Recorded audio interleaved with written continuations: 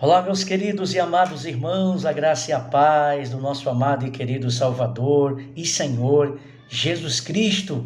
A Ele toda a honra, toda a glória, todo o louvor. E nós estamos aqui para mais uma devocional, 365 dias com Deus, na presença de Deus, orando e meditando nas riquezas, na preciosidade dos ensinamentos da Santa Palavra de Deus. Então, eu quero te incentivar a todos os dias você reservar um dia especial, um horário especial do seu dia para você estar em oração, trancado no seu quarto. Se você não tiver um quarto reservado, procure um lugar, um ambiente que você possa pegar a escritura, ler, orar e adorar o nome do Senhor Jesus. Isso é devocional. E nós estamos aqui fazendo esses vídeos todos os dias para te dar temas, assuntos, reflexões, aplicações, para te dar uma direção, para todos os dias você orar essa palavra que trazemos para você e você ler os textos todos os dias junto conosco aqui também, para que você tenha um norte, uma noção, uma direção de todos os dias você fazer a sua devocional com o Senhor Deus diante da presença de Deus. Hoje é a nossa devocional de número 65, hoje é 6 de março de 2023, é segunda-feira, amém? E o texto base da nossa devocional hoje é Deuteronômio, capítulo de número 5, dos versículos 7 ao versículo de número 15. Vou repetir, nós estamos, as nossas devocionais está tendo como base o livro de Deuteronômio, de autoria de Moisés, os primeiros 5 livros do Antigo Testamento, o Pentateuco, e hoje o texto base é Deuteronômio capítulo 5, do versículo 7 ao versículo de número 15. Nós vamos começar hoje a falar sobre os 10 mandamentos propriamente dito. Hoje nós vamos trazer uma reflexão rapidamente dos 4 primeiros mandamentos do decálogo, os 10 mandamentos, o primeiro, o segundo, o terceiro e o quarto, que são chamados os mandamentos que demonstram amor vertical, amor a Deus. E amanhã, se Deus permitir, nós trataremos sobre os outros mandamentos que tem a ver com o amor horizontal, que é o meu amor para com o meu próximo. Então fique conosco, compartilhe os nossos vídeos, dê o seu like, se inscreva no nosso canal e vamos lá para a nossa devocional. Você leia o texto, na proporção que fomos aqui explicando, nós vamos lendo aqui o texto sagrado, amém? Então nós já falamos aqui para vocês que Deuteronômio é uma repetição das leis que Deus deu a Moisés para o seu povo, para o povo de Israel.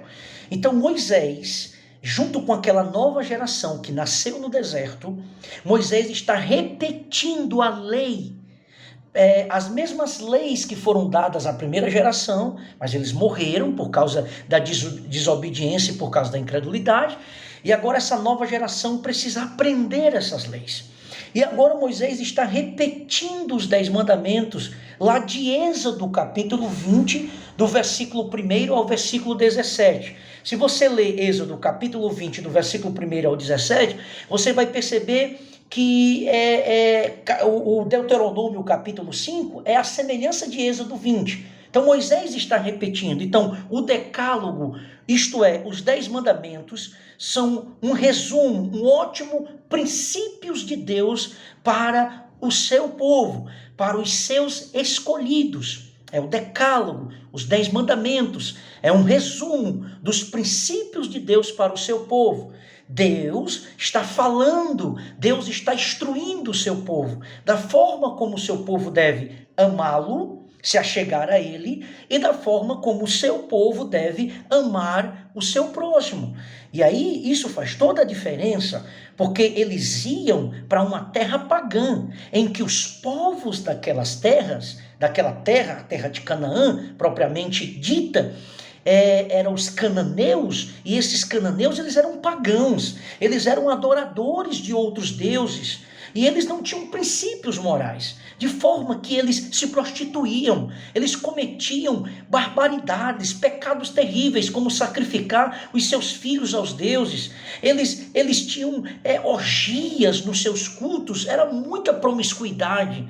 Eles não tinham mandamentos. E Deus então chama o seu povo Israel e estabelece leis, mandamentos, e essas leis revelam o caráter de Deus, que Deus é santo, Deus é puro, Deus é justo, e ele chama o seu povo para essa santidade, ele chama o seu povo para andar nas suas leis, de forma que nós, a igreja, os cristãos, nós não podemos viver sem as leis, sem regras a serem obedecidas, sem mandamentos a serem guardados e praticados. É isso que faz toda a diferença. As leis morais de Deus para o seu povo, não apenas para o povo de Israel, mas para nós também, dos dias de hoje. Os mandamentos ainda continuam valendo para nós, igreja no tempo da graça, igreja da nova aliança. Por quê? Porque os mandamentos são leis morais de Deus, e essas leis morais de Deus é independente do tempo, é atemporã. Essas leis morais de Deus é independente da cultura, serve para nós. De fato, os discípulos obedeciam os mandamentos. O próprio Jesus resume esses dois mandamentos em amar a Deus e amar o seu próximo. Na teologia paulina, ele também vai apresentar, vai desenvolver esses mandamentos. Tiago vai desenvolver esses mandamentos na sua carta. Pedro também vai desenvolver esses mandamentos. Todo o Novo Testamento faz menção do decálogo, dos 10 mandamentos. Isso significa dizer que esses mandamentos ainda servem para nós. Apesar deles serem apresentados e ter dado ao povo, Deus ter dado ao povo no tempo da lei, mas esses mandamentos foi durante a lei e continua sendo no tempo da graça também. Os reformadores falavam sobre os 10 mandamentos, os puritanos pregavam sobre os 10 mandamentos, sobre o decálogo. Então é um resumo de princípios. Mesmo que aqui nós não tenhamos tudo que expresse o nosso amor e a nossa obediência ao Senhor, bem como o amor ao nosso próximo. É bem verdade que existem outros princípios, mas de regra geral, toda a vida cristã, ou de que forma podemos agradar a Deus e ter uma vida piedosa e ter uma vida um cristianismo, uma prática de vida cristã saudável, genuína e verdadeiro, é obedecermos os mandamentos. Existem outros princípios aqui, não é tudo. Você lembra quando Jesus estava diante daquele jovem rico, quando ele disse que guardava todos os mandamentos, e foi que Jesus disse para ele: ainda te falta alguma coisa. Então sempre falta alguma coisa. Guardar esses mandamentos e obedecê-los são princípios importantes para a nossa vida espiritual, mas todos os princípios de Deus e todas as leis de Deus não se resumem apenas nesses 10 mandamentos, mas esses 10 mandamentos estão incluídos nessa forma ou nessa maneira como nós cristãos precisamos andar e amar a Deus e amar o nosso próximo. Então, como nós dissemos na devocional anterior, essa primeira parte, os primeiros 4 mandamentos do decálogo é o chamado amor vertical, o nosso amor para com o único Deus, o nosso amor para com Deus. E esse amor vai fazer toda a diferença, porque se eu amo a Deus, eu amo o meu irmão. Se de fato eu amo a Deus, eu amo a semelhança, a imagem, a semelhança de Deus, que é o meu próximo, que também foi criado por Deus. Então, há uma incoerência, é por isso que no Evangelho, na Epístola de João, ele diz: se nós dissermos que amamos a Deus e não amamos o nosso irmão, nós somos mentirosos. Porque como eu posso dizer que amo a Deus que eu nunca vi? Como eu posso dizer que amo a Deus se eu nunca vi, se eu não amo o meu irmão que eu estou vendo? Então, essas duas formas de expressar o amor vertical e amor horizontal, amor a Deus e amor ao meu próximo, estão interligados. Eu não posso separar, eu não posso desassociar. Se eu amo a Deus, eu amo o meu irmão. Se eu amo a Deus, eu amo o meu próximo. Isso é uma consequência, não tem como desassociar, não tem como desligar. essas duas verdades. Mas nessa primeira parte nós vamos ver apenas o amor vertical. Se nós amarmos a Deus, nós podemos então amar as suas criaturas. Então, primeiro, o primeiro mandamento trata da singularidade do nosso Deus. É o que está escrito aqui, no versículo número 7. Não terás outros deuses diante de mim. A singularidade. Deus está dizendo, vocês não tenham outros deuses. Deus é único, Deus é singular. Eu não posso dividir a minha adoração para Deus e para outras coisas, para outros deuses, para outros objetos, para outras pessoas ou imagens ou coisas. Não, Deus é singular, Ele é o único que deve ser adorado, Ele é o único que deve ser cultuado, Ele é o único que deve ser reverenciado. Não há outro Deus, jamais haverá. Deus é único. E esse primeiro mandamento trata da singularidade de Deus, ou seja, sendo Ele o único Deus verdadeiro, de fato, Deus é o único Deus verdadeiro. Os outros deuses são fabricados pelos homens.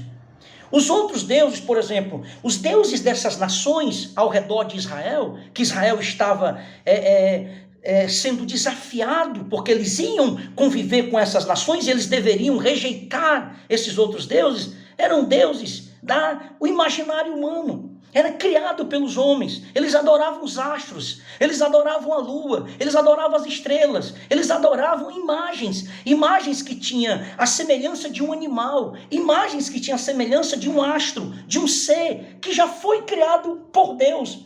Portanto, Deus é criador. Não podemos substituir a adoração do Criador pela criatura. É pecado, é o pecado de idolatria. E é esse tipo de pecado que Paulo fala lá em Romanos, que vai trazer juízo. A ira de Deus será derramada sobre essa nação, sobre estes povos pagãos, que em vez de adorar o único Deus, adoram objetos, adoram animais. Então esse primeiro mandamento trata sobre isso. Ou seja, nossa adoração, o nosso amor, não pode ser dividido com deuses imaginários, com deuses fabricados pelos homens, inventados pelos homens, criado a partir da mente humana, da mente, do coração pecaminoso do homem, e criado por nós mesmos.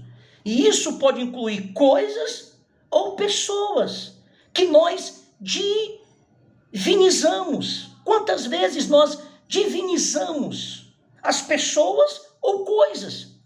E isso se constitui uma quebra desse primeiro mandamento, ao pensar que não podemos viver sem elas. A partir do momento que nós desenvolvemos uma dependência total de pessoas e coisas, eu estou divinizando aquilo ou aquela pessoa. E estou quebrando esse primeiro mandamento, porque Deus não tem sido o meu único Deus. Deus não tem sido singular, único na minha obediência, na minha reverência, na minha dependência, na minha adoração, no meu culto, na minha obediência. No momento que desenvolvemos uma dependência de pessoas e de coisas, e priorizamos coisas e pessoas, divinizamos essas coisas, quebramos o primeiro mandamento, porque só Deus, somente Ele é digno de ser adorado. Somente Ele é Deus e o único Deus verdadeiro.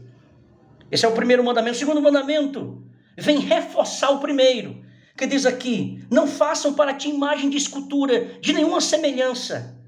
E esse segundo mandamento, então, nos ajuda a cumpri-lo, a nos proibir qualquer representação física da divindade, seja ela qual for. Isso seria copiar as falsas religiões e as suas idolatrias, além de diminuir o Senhor soberano a uma representação tão pequena.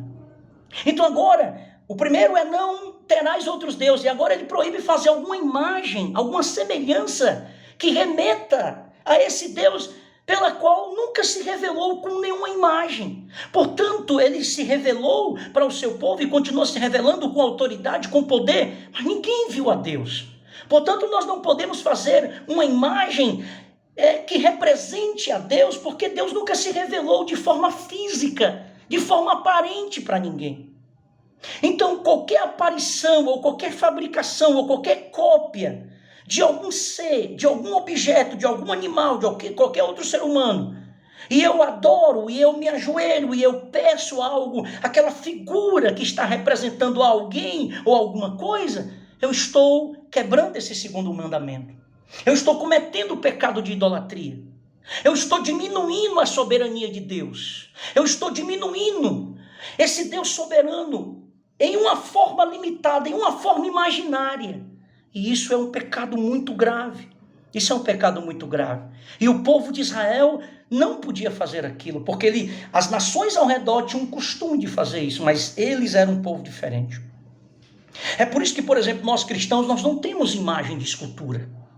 Nós não temos imagem de nenhum santo, de nenhum homem que foi piedoso, de nenhuma pessoa que passou pela história bíblica ou pela história da igreja. Nós não temos. Por quê? Porque nós adoramos o único Deus em espírito e em verdade. Nós não precisamos de uma imagem para representar o divino, para representar o soberano, para representar o espiritual. Nós o adoramos pela fé. Nós cremos nele, nós cremos na existência dele. Eu não preciso de uma figura palpável que eu pegue, que eu veja para me crer nele, para me buscar a ele, para me adorar a ele, para me orar a ele. É o pecado de idolatria. Isso é muito grave. Esse é o segundo mandamento. O terceiro mandamento continua preservando a solenidade e a reverência que o nosso Deus merece. Lembre-se que esses primeiros mandamentos é amor a Deus, é vertical. É quando eu amo a Deus. Se eu amo a Deus, eu não vou ter outro Deus. Eu não vou adorar outro Deus. Se eu amo a Deus, eu não vou me prostrar diante de uma imagem, de coisas ou de pessoas. Eu não vou idolatrar, eu não vou priorizar, eu não vou depender dessas coisas, eu não vou me prender a essas coisas, porque eu adoro o único Deus e somente Ele é digno do meu culto e da minha adoração. Então eu não preciso me apegar a essas figuras, ou a essas imagens que o Salmo vai dizer, tem olho, mas não vê, tem boca, mas não fala, tem ouvido, mas não ouve, não tem vida em si mesmo, precisa ser carregada pelos homens. E aqueles que o adoram se tornam semelhante a eles, às imagens, não vê, não enxerga, não entende, não compreende as coisas espirituais. E esse terceiro mandamento, então, é que nós não podemos, está aqui no versículo de número 11, não tomar o nome do Senhor teu Deus em vão. O que seria tomar o nome de Deus em vão? Isso significa usar o nome de Deus para coisas banais, para coisas pagãs, para coisas que de fato não glorificam a Deus. E o exemplo disso é a idolatria. Quando eu menciono o nome santo de Deus e ao mesmo tempo estou reverenciando, cultuando uma imagem, eu estou falando o nome de Deus em vão, eu estou tomando o nome santo de Deus em vão. Então, um exemplo é quando você vive debaixo de um padrão, de uma espiritualidade que é apenas de aparência, para justificar a sua vida ou para aparentar que você tem uma vida que agrade a Deus. Isso é levar o nome de Deus em vão. É quando você vive uma espiritualidade, é quando você não honra, é quando você não glorifica o nome de Deus através do seu testemunho, através da sua vida de obediência, e você escandaliza, ou você dá motivo para que as pessoas zombem do nome de Deus, porque você que é um cristão, eu que sou um cristão, não honro, não levo o nome de Deus a sério, não levo os mandamentos de Deus a sério, e por minha causa, por sua causa, o nome de Deus é escarnecido, as coisas espirituais entram em descrédito, em zombaria, em desprezo. Isso é usar, isso é levar o nome de Deus em vão. Isso é o contexto. Não significa apenas você falar, ai meu Deus, ou usar o nome de Deus para coisas fúteis, para coisas que não têm sentido, para coisas que de fato não são espirituais e não agradam a Deus. Tem esse contexto também, mas usar o nome de Deus em vão é você se entregar à idolatria, é você adorar outros deuses e não honrar o nome de Deus, e é você, como cristão, viver uma vida desassociada a esse nome santo que você porta, que você crê, que você aceitou, e por causa disso, o nome de Deus é envergonhado, é vituperado, é blasfemado na boca dos incrédulos e dos ímpios. Isso é o terceiro mandamento. E por último, o quarto mandamento o mandamento de descansar no sábado. O que seria isso? Esse preceito é guardar um dia da semana, que seria o sábado para os judeus, como descanso e para cultuar a Deus, para prestar serviço a Deus, de forma que você não faz nenhum serviço, nenhum trabalho secular, e você dedica aquele dia para Deus, para cultuar e ao serviço de Deus. Então, para os judeus, era o Shabat, eles guardavam o sábado.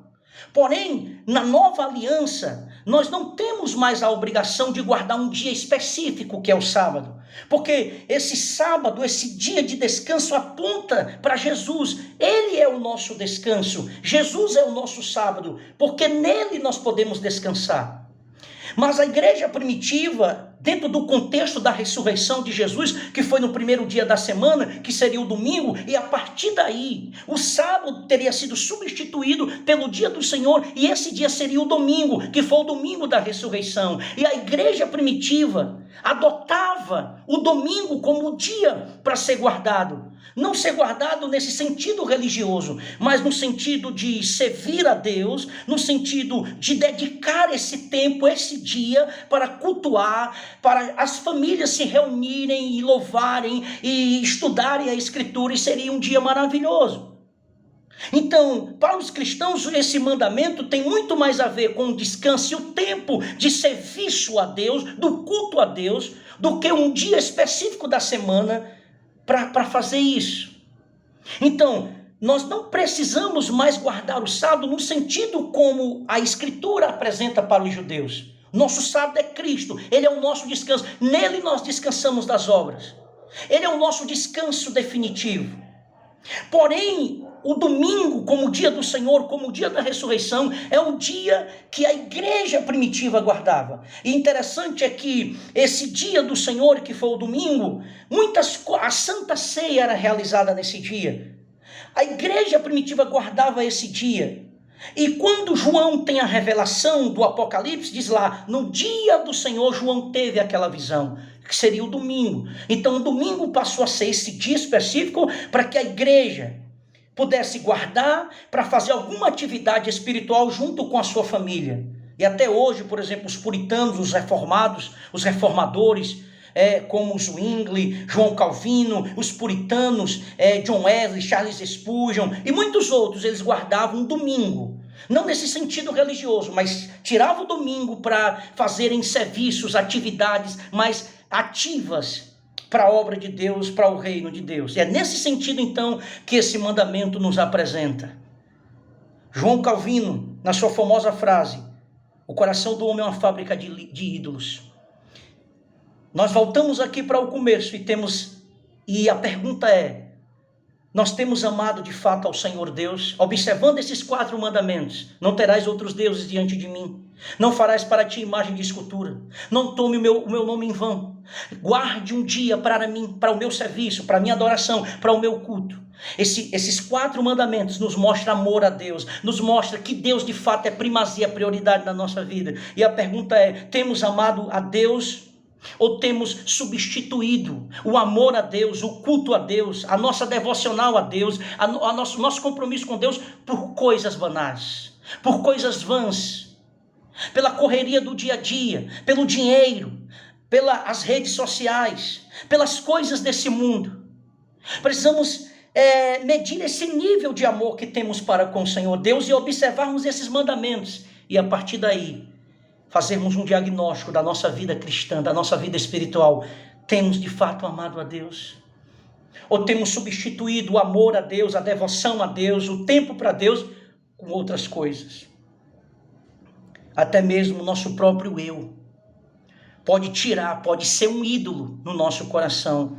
Porque no momento em que nós escolhemos fazer a nossa vontade e andarmos segundo os nossos próprios caminhos e não na vontade de Deus, nós estamos fazendo do nosso eu, da nossa vontade, um ídolo.